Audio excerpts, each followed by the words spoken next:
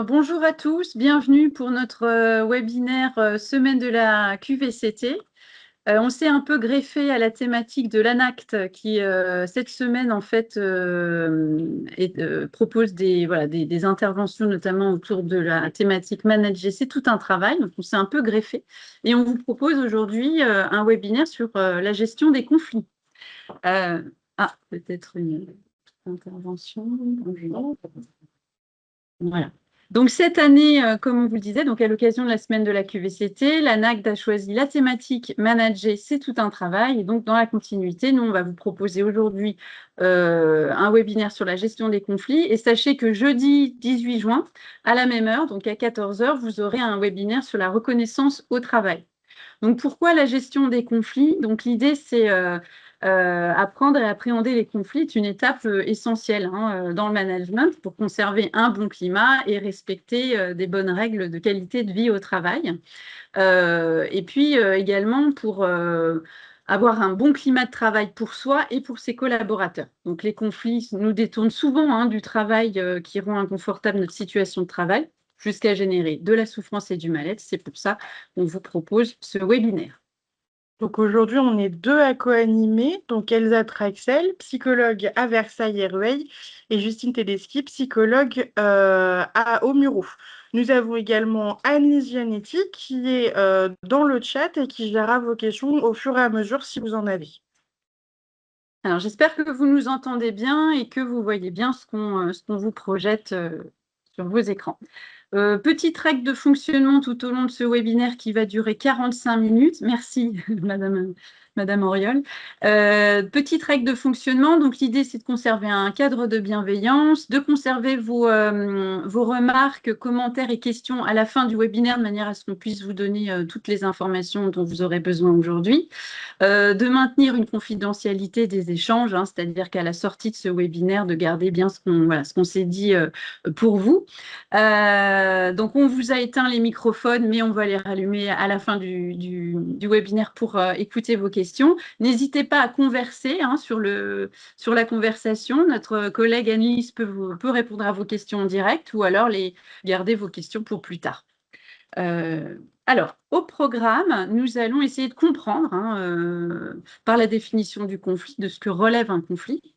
Nous allons définir les facteurs qui sont à l'origine des conflits, ainsi que les conséquences sur la santé des salariés et de l'entreprise. Et puis, en deuxième partie, on va vous proposer des dispositifs de gestion des conflits, des actions qui peuvent favoriser la coopération et justement prévenir les conflits. Et puis, vous rappeler un peu ce qui est essentiel de retenir par rapport à la présentation qu'on vous donne. Voilà. Donc, la thématique du jour, enfin du moins de cette semaine de la QVCT, c'est manager, c'est tout un travail. Alors, pour un petit rappel, manager, ça vient d'un vieux mot français, ménager, qui signifie prendre soin d'un être vivant pour qu'il survive et se développe au mieux. Bien entendu, on l'a transposé au monde du travail et c'est devenu le fameux manager. Et par rapport à notre thématique du jour, la gestion des conflits, manager en situation de conflit, ça consiste en quoi? Dans l'approche psychologique contemporaine qu'on se fait, le manager, c'est un acteur central de la régulation du travail réel, qui joue un rôle d'abord dans la prévention des risques psychosociaux, dans la qualité de vie de travail et des conditions de travail, dans le soutien qui est apporté aux équipes et dans la régulation du travail réel. Donc le manager, c'est un régulateur de tension qui est au croisement des exigences organisationnelles et des réalités humaines. Et dans la réalité du travail, le manager, il comprend la situation, il arbitre et il régule en fonction de la situation ses salariés et il va soutenir et ajuster quand il en a le besoin. Donc, le conflit tel qu'on va l'aborder dans notre présentation, il s'agit du conflit social. Donc, le conflit social, c'est un affrontement entre deux ou plusieurs groupes, deux personnes ou deux groupes interdépendants, ayant des intérêts réellement ou symboliquement opposés.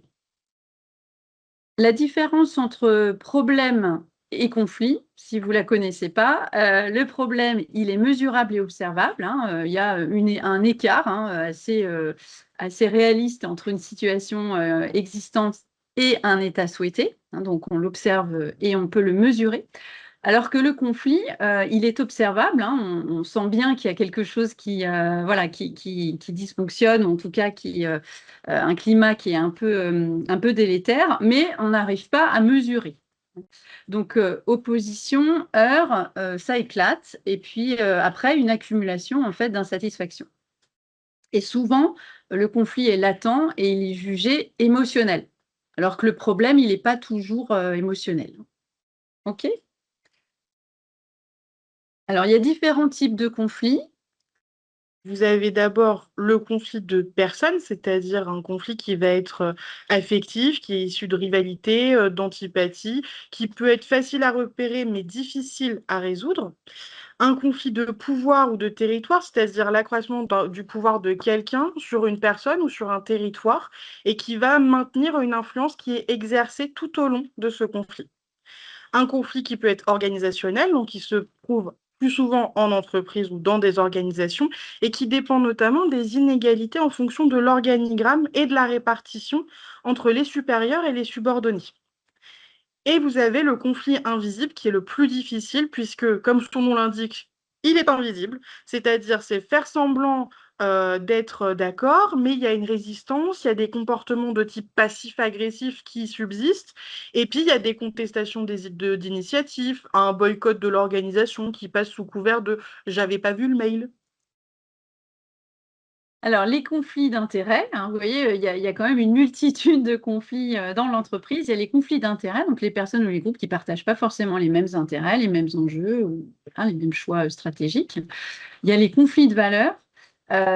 Donc là, on est plutôt sur une incompatibilité dans les idéaux, les principes, les pratiques, voilà, dont les croyances sont différentes d'une personne à l'autre. Le conflit économique, hein, donc une rivalité pour obtenir des ressources financières ou humaines, et puis le conflit intergénérationnel. Donc voilà, la réalité du travail, elle est différente, hein, fondée sur une empreinte historique, comme vous pouvez le lire sur notre slide, des différences de génération, hein, et puis d'appréhension en fait, voilà, de la situation de travail. Donc ça génère du conflit intergénérationnel. Donc, pour pouvoir vous illustrer un petit peu cette image de gestion des conflits dans le rôle du manager, on a été piocher des chiffres, notamment dans une étude qui a été réalisée par Hello Workplace en octobre 2025 et une autre étude effectuée par OpinionWay qui dit que près de 58% des managers déclarent ressentir un stress intense dans leur travail du fait d'une exposition accrue aux tensions et puis que finalement, ils absorbent, ils font ce rôle d'éponge émotionnelle des émotions des autres. C'est-à-dire que le manager est tellement submergé qu'il ne dissocie plus ses affects qui lui appartiennent des affects des autres. Ils sont aussi plus exposés au risque de rencontrer des conflits au travail. 84% déclarent parfois en rencontrer, mais parfois, ça signifie qu'il y en a quand même. Et puis, les conflits au travail, ils font perdre chaque année l'équivalent d'un mois de productivité. Alors, pour ceux qui aiment bien les chiffres, ça correspond environ à 152 milliards d'euros.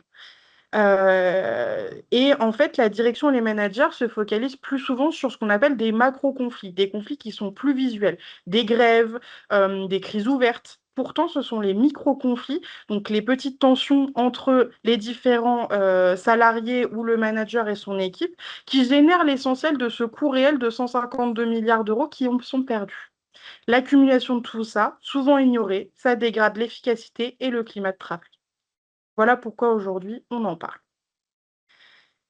Pour pouvoir mieux vous en parler, on va s'approcher des facteurs à l'origine des conflits. L'enjeu dans ces facteurs-là, c'est d'évaluer les risques psychosociaux et de prévenir la dégradation de la santé, aussi bien physique que mentale, au travail et des conditions de travail. Donc, on va parler des fameux RPS, risques psychosociaux.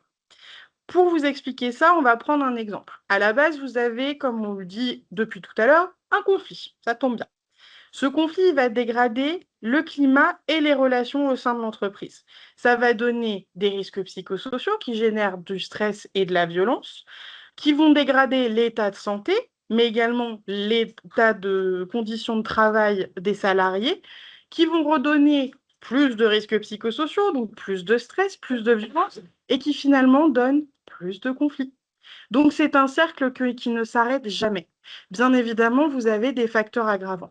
Le premier, c'est les facteurs organisationnels, puisque vous avez au sein de votre organisation des problèmes entre les organisations, notamment sur la mauvaise répartition du travail, un manque de clarté, des changements qui sont mal accompagnés, un manque de moyens ou de temps.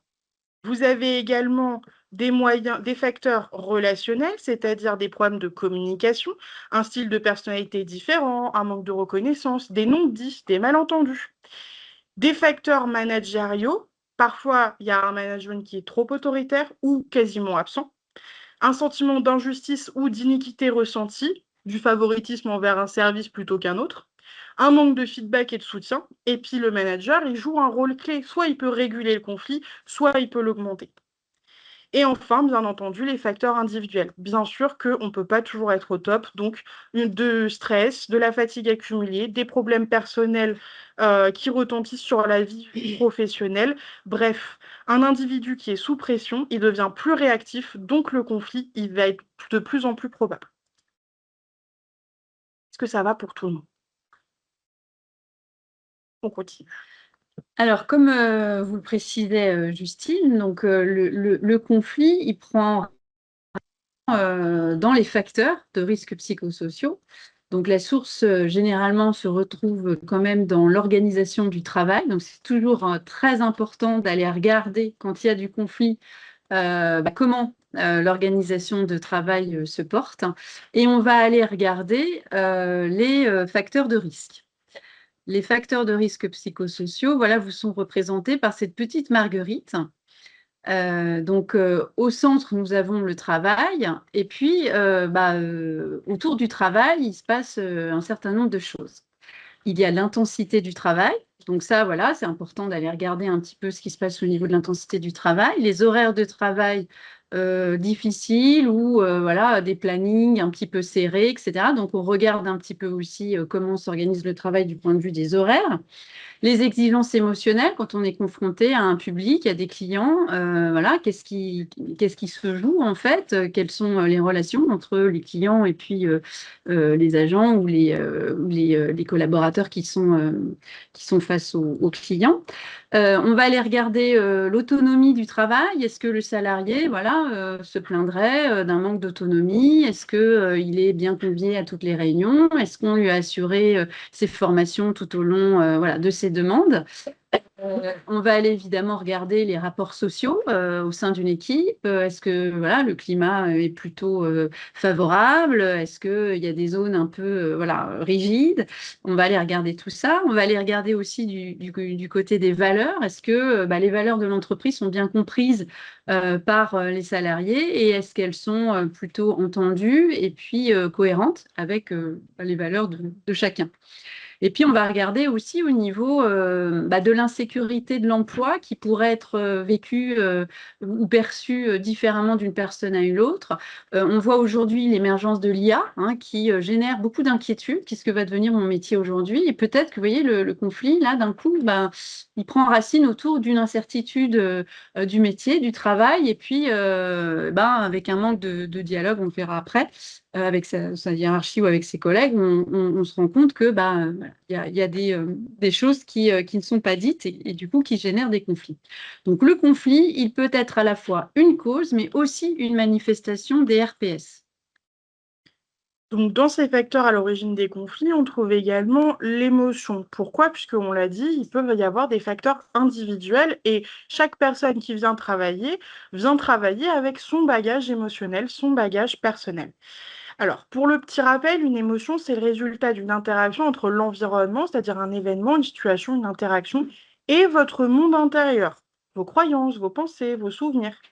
Le mot émotion, il vient du latin emovere qui veut dire littéralement mouvement. Donc, l'émotion nous met en mouvement. Et c'est les comportements et les attitudes néfastes, négatives, qui peuvent conduire à de la violence et donc à du conflit.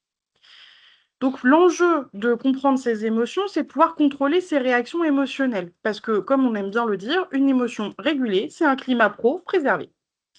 Donc, dans une première étape, c'est d'identifier ses propres signaux d'alerte, c'est-à-dire savoir repérer quand la fatigue, le stress, ses émotions personnelles commencent à influencer un peu sa manière de se comporter. La deuxième étape, c'est de poser des limites claires et respectueuses. On utilise des formulations neutres. Pour que notre échange reste constructif, je te propose qu'on se ressente sur le sujet, plutôt qu'essayer de s'accuser.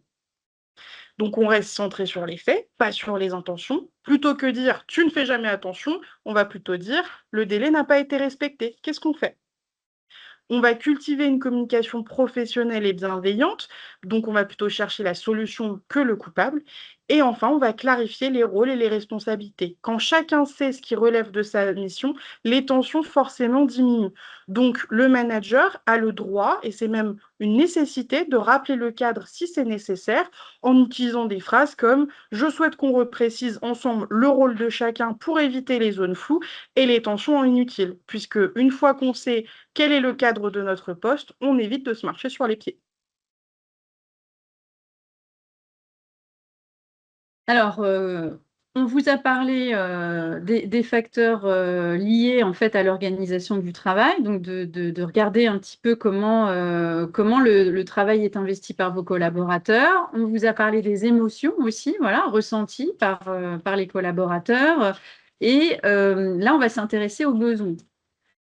Parce que manager, c'est aussi eh bien, évaluer les besoins des collaborateurs et même ses propres besoins. Donc là, on se base un petit peu sur la pyramide de Maslow, hein, qui hiérarchise en fait les besoins. Donc il y a les besoins physiologiques tout en bas de la pyramide, donc les besoins primaires, les besoins de sécurité, les besoins sociaux, les besoins qui sont liés à l'estime de soi, hein, qu'est-ce qui peut valoriser en fait l'individu au travail, et puis la réalisation de soi, qui est donc le dernier des besoins. Donc souvent, l'émotion, en fait, je pense par exemple à l'émotion de la colère, ou de la frustration, ou une forme de tristesse, peuvent souvent s'associer à des besoins qui sont non nourris, hein, ou non communiqués, ou non dialogués. Donc c'est pour ça que c'est toujours important d'aller recenser un petit peu les besoins des collaborateurs, et puis toujours aussi recenser ses propres besoins à soi aussi en tant que manager, pour aller regarder, eh bien, qu'est-ce qui génère en fait ces émotions et pourquoi tel besoin n'a pas été en fait nourri. Alors vous vous en doutez bien, ces facteurs, ils ont des impacts et des conséquences, notamment sur les salariés, mais aussi sur l'entreprise et donc sur ces fameux conflits. La première conséquence, c'est sur la santé des salariés. On commence à ressentir de la fatigue, on commence à avoir mal partout, ce que nous on appelle des troubles musculo-squelettiques. On a des troubles du sommeil, on peut aller jusqu'à des problèmes cardiovasculaires, problèmes cutanés, etc. Votre corps vous fait sentir qu'il a mal. Puis ensuite, vous avez des troubles cognitifs. Votre cerveau essaye de vous faire comprendre que vous êtes fatigué ou qu'il y a quelque chose qui vous dérange. Donc, vous allez avoir des difficultés de concentration, vous avez une baisse de créativité, des problèmes de mémoire ou une capacité de prise de décision qui va être forcément altérée puisque vous êtes fatigué. Et puis à la fin, vous avez des troubles psychologiques, puisque votre corps, votre tête a essayé de vous parler, vous ne l'avez pas écouté, ce sont vos émotions qui vous mettent en mouvement, mais parfois négativement. Donc ça entraîne de l'irritabilité, de l'agressivité, de la tristesse, de l'anxiété, des addictions, etc., etc. La deuxième conséquence, forcément, elle est sur les collectifs de travail, puisque le climat social, il va être dégradé, plus de conflits, plus de tensions, une perte de confiance en ses collaborateurs et en l'entreprise, et un isolement qui est soit volontaire, soit involontaire. Une désorganisation des équipes avec un manque de coordination, une diminution des collaborations et de l'entraide, et puis une perte de cohésion. On ne se sent plus appartenir à notre entreprise et on n'a plus envie d'être solidaires les uns avec les autres. Et tout ça, forcément, ça a un impact sur l'entreprise. Une dégradation des indicateurs RH. Les RH parmi nous pourront vous en attester. Absentéisme qui augmente, turnover, accidents du travail plus nombreux et notamment accidents des trajets. Une baisse de performance avec une baisse de qualité, une baisse de productivité et une dégradation de l'image employeur, puisque l'attractivité, elle est réduite. On sait que dans cette entreprise, ça ne va pas. Et on a des difficultés à recruter, puisque quel talent va vouloir aller chez moi alors que ça ne va pas. Alors voilà, manager, eh ben, c'est tout ça. C'est d'aller regarder au niveau des risques psychosociaux, eh bien, qu'est-ce qui se passe? Pourquoi il y a autant de stress? Pourquoi il y a autant de violence, hein? Parce que si un certain nombre d'entre vous ont suivi nos sensibilisations, notamment sur les risques psychosociaux, on définit les risques psychosociaux par le stress et la violence. Et ensuite, on va aller chercher qu'est-ce qui génère ce stress et cette violence, et on va aller regarder du côté des facteurs, ce que l'on vous a expliqué tout à l'heure. Donc, qu'est-ce qui relève de l'organisation qui génère du conflit? Et on va aller aussi eh bien, étudier les réactions émotionnelles et puis essayer voilà, de réguler, de faire en sorte que nos émotions se communiquent différemment. Et regarder également du côté des besoins des collaborateurs, qu'est-ce qui fait que émotionnellement, une personne réagit de telle ou telle manière, quel besoin n'a pas été entendu ou nourri à ce moment-là. Donc, le manager, manager, c'est vraiment identifier ce qui relève de l'organisation, comprendre les réactions émotionnelles, tenir compte des besoins, de ses propres besoins hein, et de ceux des collaborateurs, et puis d'adopter effectivement une posture constructive, ouverte, pour préserver la qualité de vie au travail. Alors maintenant qu'on a plombé un peu l'ambiance sur les facteurs de conflit, on va parler des actions et des dispositifs de soutien des managers puisque vous n'êtes pas tout seul. On va parler de la médiation, de la méthode DESC et du dialogue professionnel. Bien évidemment, il en existe plusieurs. Nous, on en a choisi 3 qu'on trouve les plus pertinentes et les plus faciles, entre guillemets, à mettre en place. Alors encore une fois, ce sont aussi des dispositifs qui sont amenés par l'ANACT hein, et portés par voilà, l'agence. Tout à fait. Avant ça, on va parler d'abord donc des actions qui favorisent la coopération des équipes. Donc, avant de parler des dispositifs comme la médiation ou le dialogue professionnel ou la méthode DESC, on aborde les actions qui peuvent favoriser la coopération des équipes. Effectivement, quand on vit des conflits hein, ça ne facilite pas la coopération, hein, on le sent bien. Donc là, le but, c'est justement de faciliter la coopération pour appréhender ou éviter les conflits. Donc, dans un premier temps, on va favoriser l'empathie. Donc, on va se l'appliquer soi-même en tant que manager, essayer voilà, le plus possible de se mettre à la place de son collaborateur, mais également eh bien, de porter cette empathie au sein du service et d'encourager les employés à en faire preuve. Eh bien, voilà. Ensuite, il y a une deuxième action qu'on peut mener, c'est de rester en communication ouverte et d'encourager la communication ouverte, donc de l'appliquer à soi-même en tant que manager, mais aussi de favoriser en fait la communication ouverte au niveau de ses collaborateurs, en tenant compte des différents points de vue. Hein, donc voilà, ça parle de la tolérance, et puis des préoccupations de chacun. Et dans ce but, en fait, de renforcer la sécurité psychologique. Aujourd'hui, les collaborateurs hein, nous font part d'une forme d'insécurité psychologique. Et le manager est garant de cette sécurité psychologique. Donc, en assurant comme ça des actions d'empathie et de communication ouverte, eh bien, on maintient une sécurité psychologique. Une troisième action que vous pouvez mettre en place, c'est d'adopter une attitude respectueuse. Ça paraît couler de source, mais pourtant, c'est parfois des choses qu'on oublie quand on peut être sous l'eau ou qu'on a beaucoup de choses à gérer.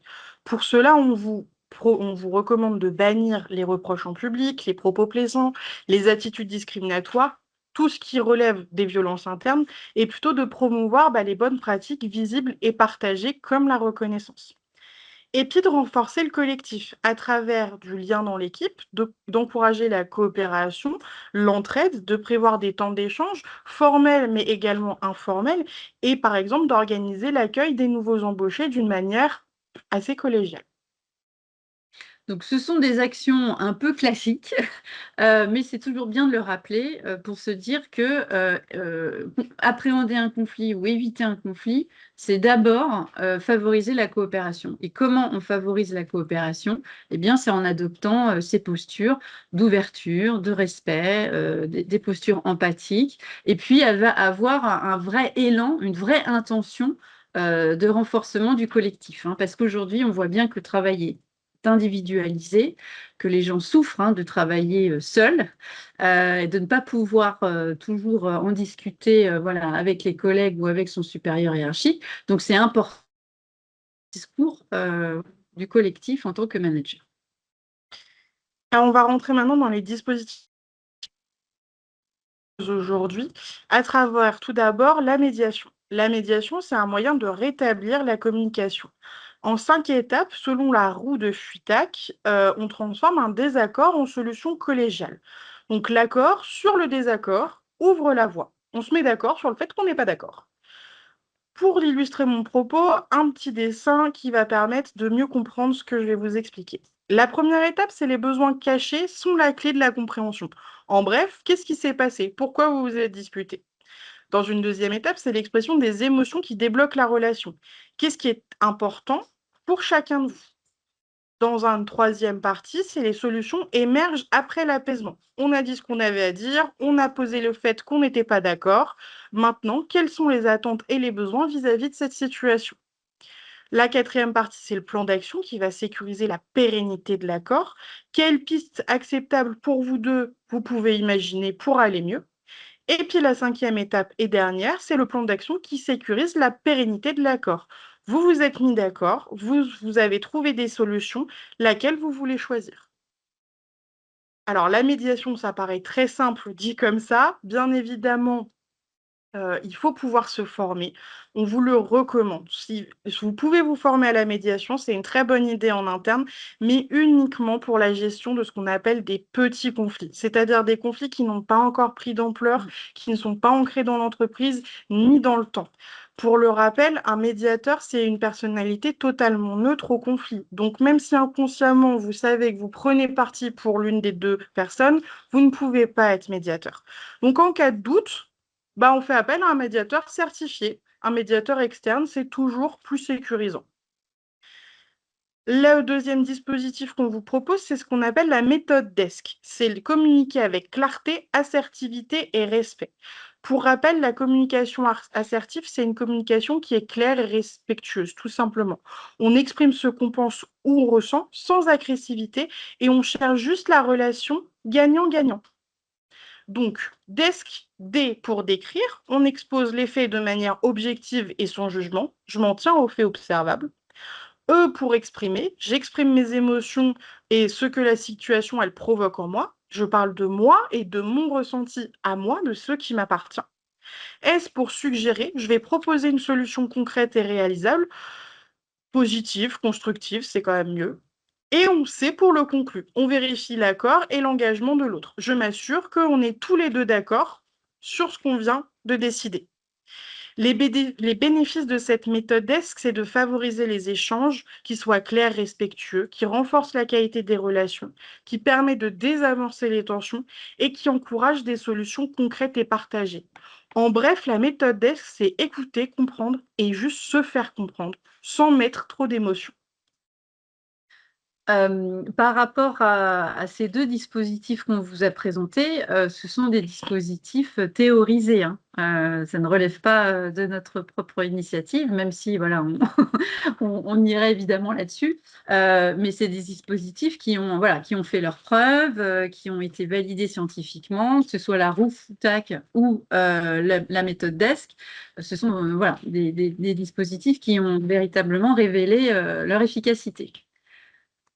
L'autre dispositif qu'on a choisi de mettre un peu en valeur, c'est le dialogue professionnel, hein. Donc, c'est un dispositif qui est porté par l'ANACT aujourd'hui. On parle du dialogue social, mais il s'agit d'aborder aussi le dialogue professionnel. Le dialogue professionnel, c'est d'aborder la situation de travail, les difficultés rencontrées dans le travail, les conditions de travail, donc de rentrer dans le travail.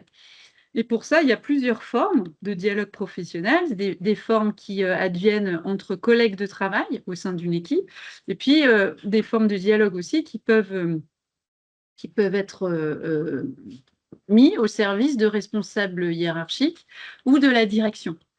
Ces dialogues ont pour vocation eh bien, d'informer d'informer sur voilà, des méthodes de travail, des règles métiers, de consulter aussi des experts, par exemple, au sein d'une équipe, de se concerter, de débattre en fait un petit peu sur des méthodes qu'on rencontre, des outils. Voilà, si jamais il y a un nouvel outil qui est mis en place dans une entreprise, toujours bien à un moment donné voilà, de pouvoir dialoguer autour de cet outil, de voir comment on le vit, quelles sont les répercussions sur notre métier de cet outil, et puis de prendre des décisions.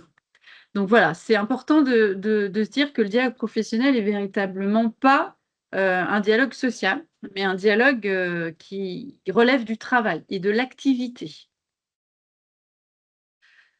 Donc, plusieurs types de dialogue professionnel. Il y en a 3 aujourd'hui, pareil, qui sont théorisés, hein, notamment par un psychologue du travail qui s'appelle Yves Flo, qui a mis en place un certain nombre de ces dialogues au sein de grandes entreprises connues, dont je ne citerai pas le nom, mais en tout cas, elles ont été mises en place et a priori fonctionneraient plutôt bien. Donc, un type de dialogue qui est élaboré autour d'un espace de management participatif. Donc l'idée étant, dans ce type de dialogue, de réunir en fait les managers pour accompagner un processus de changement, pour imaginer aussi une mise en œuvre plus efficiente d'un changement qui aurait déjà été défini par la direction. Donc là, voilà, c'est un espace entre managers, mais avec la place pour que tous les managers de tout service puissent participer. Ensuite, on a ce qu'on appelle les espaces managériaux, où là, donc on n'est pas dans du management participatif, mais on est plutôt sur un dialogue autour des problèmes du quotidien. Donc là, on n'est pas sur un processus de changement ou une direction, une vision qui est portée par la direction qui suscite un débat au niveau des managers, mais on est plutôt sur voilà, des problèmes du quotidien qui ont été remontés par exemple, les collaborateurs et qui nécessitent d'être discutés entre managers. Et puis, on a les espaces de consultation salariés. Donc là, ce sont des espaces différents puisqu'ils amènent à intégrer les salariés. On choisit en fait dans cet espace, dans cette forme de dialogue, d'associer les salariés aux questions stratégiques ou politiques et de donner aux salariés une voix dite consultative. Hein. L'objet n'étant pas de suggérer aux salariés qu'il y a des possibilités voilà, de modification d'une vision ou d'un changement organisationnel, mais de le consulter sur voilà, son vécu par rapport à ce changement, sur comment est vécu le changement dans son travail au quotidien, sachant que, évidemment, l'objet, la question de fond, c'est le travail, hein, c'est l'activité. Donc, dans ces espaces-là, l'objectif, c'est véritablement de faire parler les salariés de leur travail, à partir du moment où il y a eu une décision ou quelque chose qui a été mis en place. Donc, dans certaines entreprises, on voit l'existence aujourd'hui de référents qualité du travail. Hein, on entend beaucoup les référents harcèlement, les référents qualité de vie au travail, mais aujourd'hui, il s'agirait plutôt de nommer un référent qualité du travail. Hein.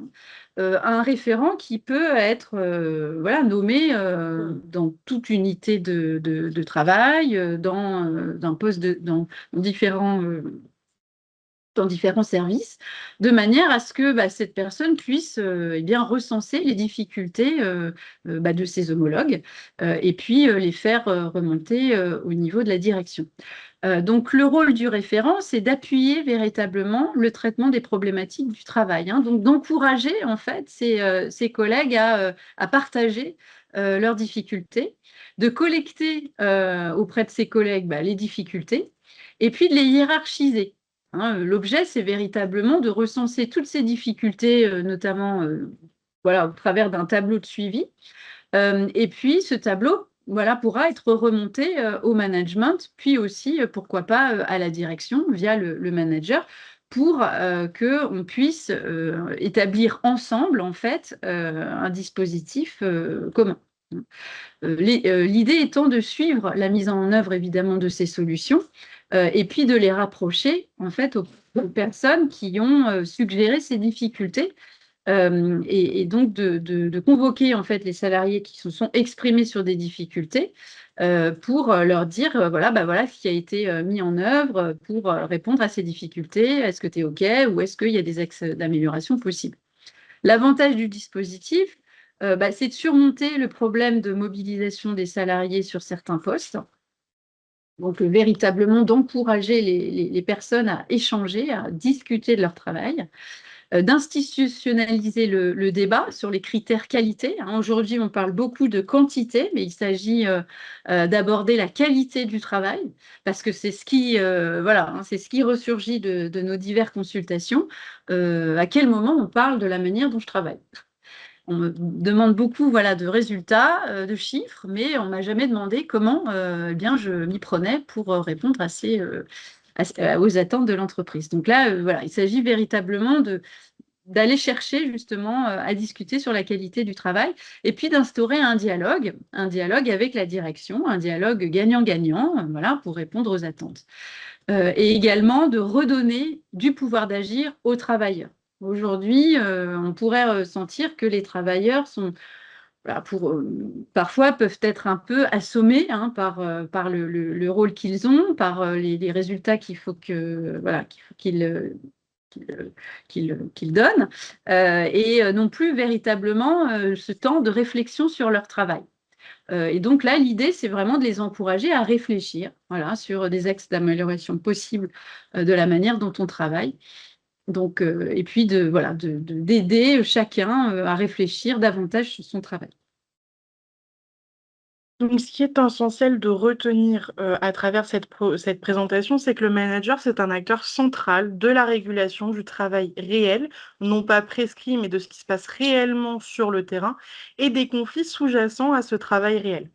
À ce titre, il joue bien entendu un rôle essentiel dans la prévention des risques psychosociaux. Donc la petite Marguerite qu'on vous a présentée avec les 7 facteurs de risque en prévention primaire. Et pour ça, il faut essayer de identifier et tenir compte des besoins des collaborateurs. On se rapporte à la pyramide de Maslow, de comprendre les réactions émotionnelles, quels mouvements les a mis en action et pourquoi elles réagissent comme ça, d'adopter une posture ouverte et constructive. On se base sur une communication assertive pour essayer d'avoir une relation gagnant-gagnant, d'encourager le dialogue professionnel et la réflexion sur le travail pour pouvoir favoriser la coopération. Bien entendu, tout ça ne sont que des recommandations. Nous n'avons pas le manuel du manager parfait, ça n'existe pas. De la même manière qu'il n'y a pas de parent parfait, de direction parfaite ou de salarié parfait. Néanmoins, on estime en tant que psychologue, et selon les études qui sont faites, que lorsqu'on essaye de coller au plus possible ces recommandations, le dialogue au sein de l'entreprise entre salariés et managers est facilité. Ce qu'il est important aussi de relever à travers cette présentation, c'est qu'on vous a beaucoup parlé du travail réel, donc on espère que c'est clair pour vous, qui se distingue du travail prescrit. Et l'idée hein, de ces dispositifs et de ces actions, c'est d'encourager en fait les salariés, les managers à s'intéresser à la manière dont on travaille. S'il y a quelque chose à retenir, c'est vraiment ça. C'est pas véritablement est-ce que tu réponds aux attentes qui sont indiquées sur ta fiche de poste, mais c'est plutôt s'intéresser à comment tu t'y prends en fait pour répondre à ces attentes et est-ce que voilà, cette manière de faire est optimale et est-ce que voilà, elle peut être discutée, s'améliorer, se transformer, être réimaginée, réinventée, hein. Donc, c'est important d'avoir ça en tête aujourd'hui, plutôt voilà, se focaliser sur le travail réel. Donc, pour aller plus loin sur les risques psychosociaux, bien évidemment, sensibiliser, c'est un premier pas pour susciter l'intérêt de chacun et l'implication de chacun. Nous avons développé au sein de l'équipe des psychologues différentes sensibilisations qui rejoignent un peu le sujet sur le management bienveillant, Donc, on n'essaye pas de vous expliquer comment manager, mais plutôt de vous donner une vision d'un management qui peut être différent ou de pistes que vous pourriez élaborer, de comment accompagner un collaborateur en souffrance. Charge de travail, parlons-en, parce qu'on a également, comme le disait Elsa, besoin de faire parfois le parallèle entre le prescrit et le réel dans notre travail. Et la gestion des émotions. Ce n'est pas donné à tout le monde de savoir gérer ses émotions. On pense souvent savoir le faire et pourtant, c'est pas toujours facile. On vous donne des clés pour pouvoir mieux les gérer en situation professionnelle. On vous laisse en QR code le catalogue Ostra dans lequel sont notifiées toutes nos offres et également les sensibilisations qui sont compris dans votre offre socle. On vous remercie pour votre attention. Nous avons exploré ensemble cet aspect du rôle du manager qui semble essentiel pour nous afin de limiter les risques psychosociaux. Les discussions abordées durant cette journée ou du moins cette sensibilisation sont essentielles pour pouvoir progresser collectivement et construire un cadre professionnel où chacun peut s'épanouir. On doit continuer à faire de ces réflexions une priorité au quotidien, car c'est ensemble qu'on cultive un bien-être durable au travail. On vous remercie pour votre engagement, pour votre participation, et pour ceux dont ce n'est pas encore le cas, on vous encourage fortement à vous inscrire au deuxième atelier qui aura lieu jeudi à 14 heures sur la reconnaissance. Merci beaucoup. Merci à tous.